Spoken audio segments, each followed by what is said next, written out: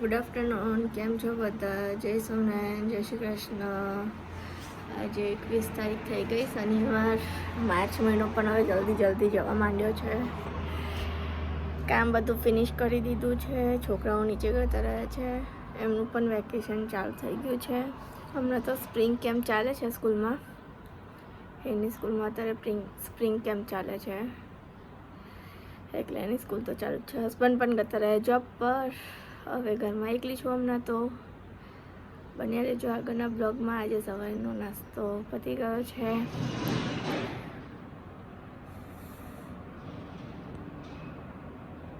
આ બપોરનું લુક આવું અમારું હોય છે, કેમ કે હમણાં રમઝાન ચાલે છે અહીંયા ઓમાનમાં.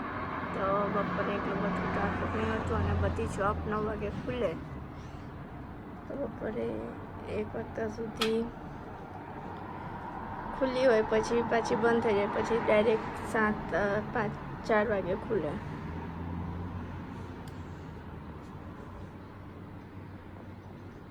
કેફેટેરિયા ને બધું સીધું સાંજે 6 વાગે ખુલે. રમઝાનનો ટાઈમિંગ આખો અલગ હોય ને. દિવસે બંધ હોય કેફેટેરિયાનું, રેસ્ટોરન્ટ ને એ બધું. એકદમ શાંત વાતાવરણ લાગે. સાંજે એકદમ ટ્રાફિક થઈ જશે. ચણામાં હિંગથી વઘાર કર્યો છે, ચણા મૂક્યા છે અને ચટણી, ધાણા જીરું, મીઠું, નમક, હળદર.